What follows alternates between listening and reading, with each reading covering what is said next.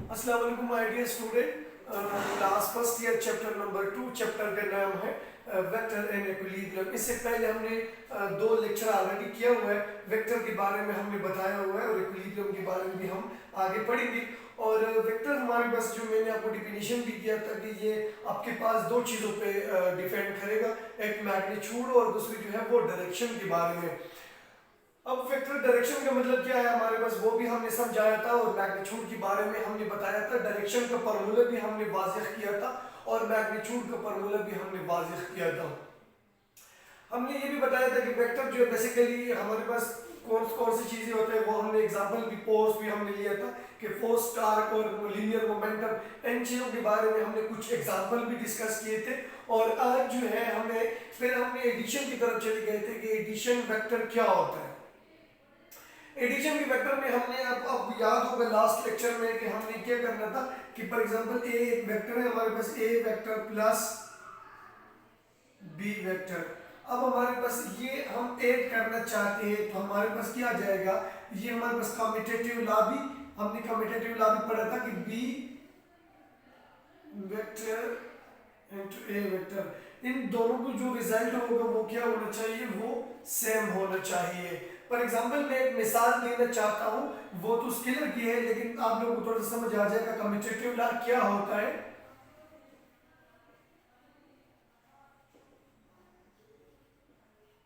Commutative law हमारे पास basically, अगर मैं आपको बता दूं, फॉर एग्जांपल ए आपके पास है 2 और बी आपके पास है 3, क्लियर। तो हमें इस रूल को ओबे करते हुए पहले हमें ए का वैल्यू क्या है 2 और यहाँ पे प्लस अपनी जगह पे और बी की जगह पे आपने 3 पुट करना है, तो रिजल्ट क्या आ जाएगा 5 आ जाएगा। अब कम्यूटेटिव लॉ क्या उसकी तरफ हम जाते हैं, लेकिन कम्यूटेटिव लॉ फॉर एडिशन के लिए मैं बात करता हूँ, ठीक है। फिर मल्टीप्लिकेशन के लिए अपना होगा, ठीक है, वो हम अलग कर दें। उसके बाद यहाँ पे देखिए बी पहला है और ये लास्ट में है, तो आपने क्या करना है, बी की जगह पे मैंने 3 पुट किया और ए की जगह पे हमने क्या किया 2 पुट किया, तो हमारे पास 5 आ गया। हम इस नतीजे पे पहुंच चुके हैं कि हमारे पास अगर a प्लस बी या b प्लस ए लग जाए तो तब ये सेटिस्फाइड करेगा। इनसे जो आंसर आएगा वो हमारे पास क्या हो जाएगा, सेम आंसर होगा। जस्ट लाइक सी हियर, आपने यहाँ पे इधर देखना है, आप यहाँ पे देखिए दोनों का रिजल्ट जो है वो आपके पास आंसर क्या आ रहा है,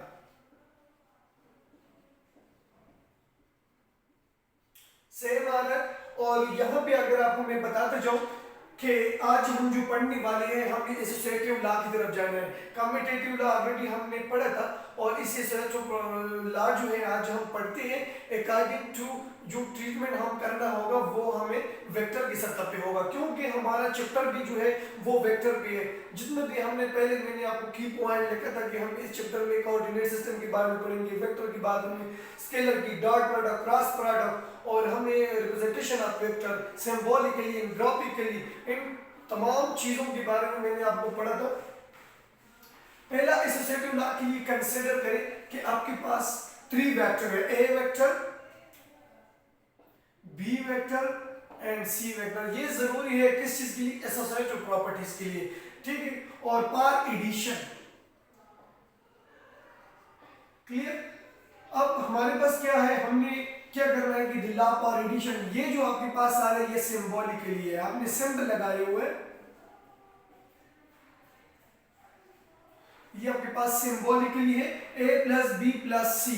आपका मतलब, मेरा मतलब ये है कि अगर आपके पास a प्लस बी प्लस सी, अगर मैं a प्लस बी को साथ में लिखूं और एक सी वेक्टर को हम बाहर निकाले, तब ही दोनों की आंसर क्या होगा, सेम होगा।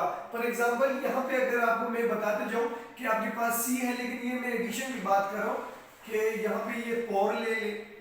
अब हम किस चीज के लिए काम करते हैं, ये हमने कम्यूटेटिव लॉ किया था। ये आपके पास ए का वैल्यू भी मौजूद है और बी का वैल्यू भी मौजूद है और सी का वैल्यू भी मौजूद है। ये एग्जांपल मैं दे रहा हूं किस चीज के लिए, एसोसिएटिव के लिए और एडिशन। और एडिशन के लिए क्या होगा फॉर एग्जाम्पल आपके पास फॉर्मूला मौजूद है, फॉर्मूला आपके पास क्या है, a plus b plus C is equal to a plus, ये वेक्टर है टोटल, एक मिसाल दे रहा हूं कि हम उस अभी समझ आ जाए, यहाँ पे a और b हो जाएगा और यहाँ पे c वेक्टर हो जाएगा। अब a का वैल्यू मौजूद है, क्या है आपके पास 2 प्लस b का वैल्यू क्या है आपके पास, b का वैल्यू 3 है और प्लस, क्लियर, c की वैल्यू क्या है 4, क्या आंसर आ जाएगा, इन दोनों को जब हम आपस में 8 तो 7 और 8 9, क्लियर, ये आ जाएगा। अब अगर मैं यूं करूं कि यहाँ पे आप देखिए a की जगह पे क्या है 2 और b की जगह पे क्या है हमारे पास 3 प्लस और c की जगह पे क्या है 4, तो हमारे पास फिर भी 9 आ जाएगा। मतलब ये हुआ, इस नतीजे पे हम पहुंच चुके हैं कि हमारे पास क्या है, एसोसिएटिव लॉ अगर फॉर एडिशन है वेक्टर के लिए तो उसकी आंसर क्या होना चाहिए, सेम होना चाहिए। मतलब जो लेफ्ट हैंड साइड का हमारे पास वो बराबर हो जाएगा राइट हैंड साइड की। मतलब ये हुआ कि हमारे पास अगर एसोसिएटिव लॉ है फॉर एडिशन के लिए तो हमारे पास क्या होगा, दोनों left hand side and right hand side जो हमारे पास होगा वो क्या होगा, वो हमारे साथ सेम आंसर आना चाहिए। अब मैं एक एग्जांपल देना चाहता हूँ, ये हमने सिंबॉलिकली बात की, अब मैं ग्राफिकली बात करता हूँ। Let we have to consider, अगर एसोसिएटिव लॉ आपको दिया हो कि ये आपको रिप्रेजेंट करना है इन ग्राफिकली, ग्राफिकल मींस आपके पास ज्योमेट्रिकली की तरफ आपको जाना पड़ेगा और ये कंसीडर करेंगे आपके पास कोऑर्डिनेट सिस्टम है। Coordinate system X Y Z क्या कहते हैं, कोऑर्डिनेट सिस्टम कहते हैं। ये जो आपको नजर आता है ये हमारे पास एक्स है, एक्सिस, और ये आपके पास वाई एक्सिस है, क्लियर। अब हमारे पास क्या है, आपके पास ए एक वेक्टर है, ये आपके पास ए वेक्टर हो गया, ये आपके पास बी वेक्टर हो गया। अब ये जो नजर आता है ये ओरिजिन से जो स्टार्ट लेता है ये आपके पास सी वेक्टर है और इसको हम रिजल्टेड वेक्टर आर भी कह सकते हैं। आर किस चीज को रिप्रेजेंट करते हैं, रिजल्टेड वेक्टर को रिप्रेजेंट करते हैं। अब इनके लिए हमारे पास कौन सा फॉर्मूला यूज होगा फॉर द एडिशन के लिए, मैं जो बात करूंगा पहले addition associative law for addition vector के लिए, तो हमने क्या करना है, एडिशन वेक्टर के लिए हमारे पास ये होना चाहिए कि इनमें कोई तजाद नहीं आएगा। अगर आपने ए पहला लेकर बी को बाद में लेकर तो इसमें कोई किस्म की इशू नहीं होगी, आंसर सेम आएगी। अगर आपने ए को पहले लेकर बी को बाद में लेकर, सी को पहले लेकर बी को बाद में लेकर, तो इसमें कोई किस्म की आपके साथ आंसर पे कोई इफेक्ट नहीं पड़ेगा। But you have to must be required for the addition of vector. Formula क्या होगा हमारे पास, फॉर्मूला यही होगा हमारे पास, आर कोई रिजल्टेड वेक्टर है और ये रिजल्टेड वेक्टर किसको कहते हैं, जो आप सम करते हैं ए को, बी को और सी को, तीनों को जब हम ऐड करते हैं उससे जो आंसर आ जाता है उस आंसर को हम रिजल्टेड वेक्टर कहते हैं और हम आर से रिप्रेजेंट करते हैं।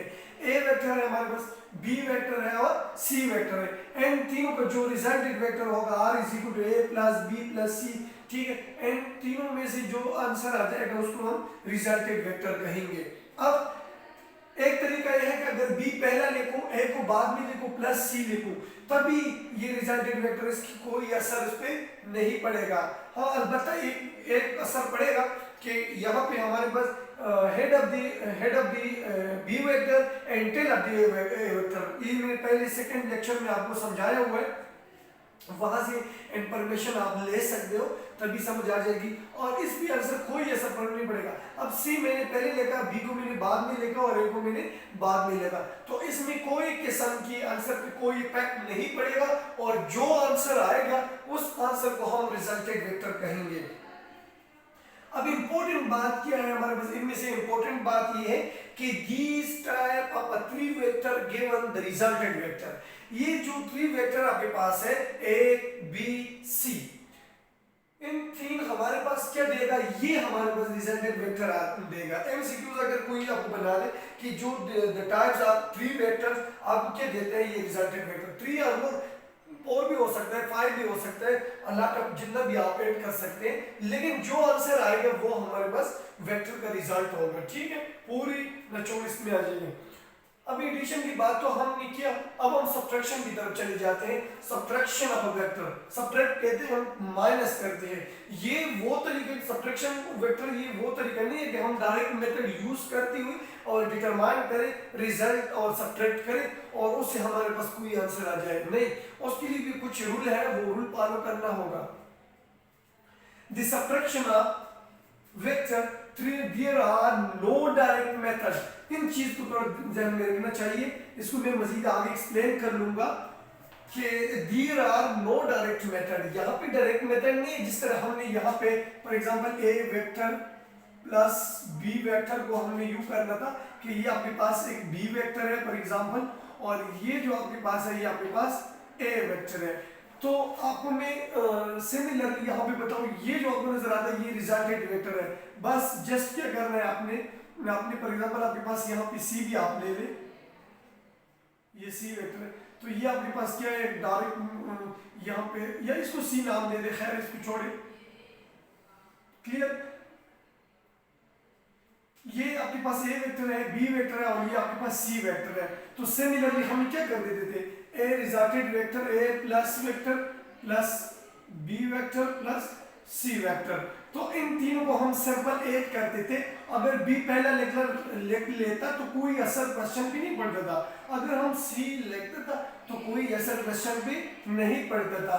अब ये वो मेथड नहीं होगा जो हम डायरेक्ट मेथड यूज करता था, यहाँ पे डायरेक्ट मेथड हम यूज करता था, वो थोड़ा इससे डिफरेंट है। For determining this result of a subtract, हमें जो इंपॉर्टेंट बात है जो हमें याद रखना चाहिए वो ये है कि we also use the method of add, मतलब एडिशन का जो रूल है वो यहाँ पे भी हमें अप्लाई करना होगा।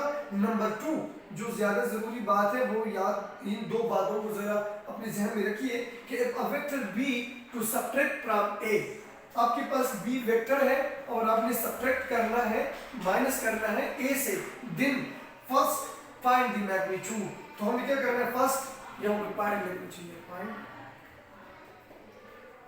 Find the magnitude. पहले हमें फर्स्ट क्या करना है, मालूम करना होगा मैग्नीट्यूड को। आपके पास मैग्नीट्यूड मालूम है तो आप क्या कर सकते हैं, इसलिए सब्ट्रैक्ट कर सकते हैं बी को, ठीक है। और इसके लिए मैं एक फिगर बनाना चाहता हूँ। सपोज करें कि ये जो आपके पास है एक एरो निशान जो नजर आता है, एक वेक्टर आपके पास है, हम सब्ट्रैक्ट करना चाहते हैं तो हमें क्या करना चाहिए, पहले हमारे पास ए एक वेक्टर था, ये पॉजिटिव है, मैंने यहाँ पे लिखा हुआ है, अब ये इसको हमें सब्ट्रैक्ट करना है, बी को हमने सब्ट्रैक्ट करना है, एक वेक्टर है, ठीक है, हमें इसको सब्ट्रैक्ट करना है। तो हमारे पास एक रूल तो यही हो गया, इसी तरह आपके साथ आप शो कर सकते हैं। दूसरा ये वेक्टर वही जा रहा है, वो पॉजिटिव ए वेक्टर है और ये जो है इसके एरो निशान जो है वो नीचे की तरफ है, तो ये भी एक वेक्टर है, इसे हम इस तरह भी माइनस कर सकते हैं। अब रिजल्टेड वेक्टर क्या है, हम द रूल कौन से फॉलो करने पड़ेंगे, हमें एडिशन रूल यहाँ पे भी यूज करना होगा। जो रिजल्ट होगा वो हमारे पास सब्ट्रैक्शन के लिए सुटेबल होगा, वो हमारा रिजल्ट ही होगा। इसके ऊपर हम कुछ प्रॉब्लम भी करेंगे और साथ में एग्जांपल भी करेंगे। अब सपोज करें कि आपके पास क्या है, एक वेक्टर है, ये वो ए वेक्टर है जो हमने यहाँ पे उठाया था, और ये बी वो वेक्टर है जो हमारे पास नीचे की तरफ आ रहा था, क्लियर। ये हमारे पास ये बी वेक्टर है और ये जो आपको नजर आता है ये इन दोनों की क्या करना है, रिजल्टेड वेक्टर है, ये रिजल्टेड वेक्टर आ जाएगा।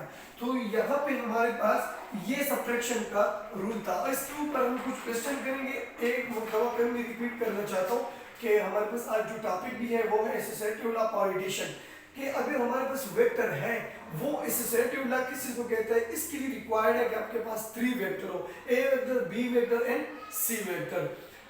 अब अगर हम एडिशन रूल इस पे अप्लाई करते हैं तो लेफ्ट हैंड साइड बराबर होगा राइट हैंड साइड की। अगर इन दोनों की बराबरी नहीं होता तो आपने जरूर कुछ ना कुछ गड़बड़ किया हुआ है, अपने क्वेश्चन को दोबारा मद्देनजर रखते हुए आप दोबारा करना पड़ेगा। अब ग्राफिकली किस तरह रिप्रेजेंट करते हैं, क्योंकि हमने पढ़ा है कि वेक्टर को हम 2 टाइप्स से रिप्रेजेंट कर सकते हैं, सिंबॉलिकली और एक ग्राफिकली। सिंबॉलिकली जो अगर हम लिखना है तो A B C D symbol की वजह से हम लिख सकते हैं, और ग्राफिकली क्या होता है, ग्राफिकली इस तरह होता है कि आपके पास एरो निशान जो आपको नजर आता है, ये स्टार्टिंग पॉइंट है, ये एंडिंग पॉइंट है, ये और टेल ऑफ द वेक्टर है, ये हेड ऑफ द वेक्टर है। तो ये एक दूसरा तरीका है। इस वेक्टर को हम इस तरतीब से भी रिप्रेजेंट करना चाहते हैं और इससे जो ए बी सी इन तीनों से जो रिजल्ट आएगा उसको हम रिजल्टेंट वेक्टर आर कहते हैं, और ये उसका फॉर्मूला है a प्लस बी प्लस सी। ये रूल सिर्फ एडिशन के लिए है, सब्ट्रैक्शन के लिए अलग रूल होगा, मल्टीप्लिकेशन के लिए अलग रूल होगा, डिवीजन के लिए अलग रूल होगा। सिमिलरली ये जो थ्री आपको जो रिजल्ट देगा उसको हम रिजल्टेंट वेक्टर कहते हैं।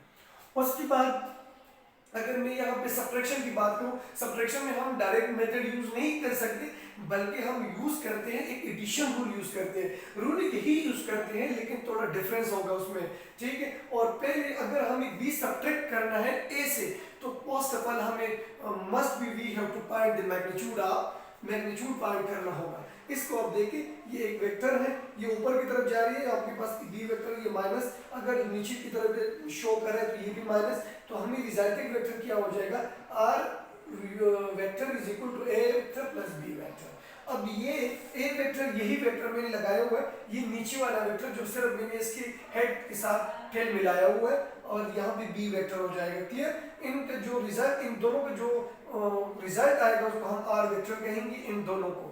तो ये उसके साथ ये फॉर्मूला आ जाएगा, और मिलते हैं नेक्स्ट लेक्चर में। ठीक है, यहाँ तक।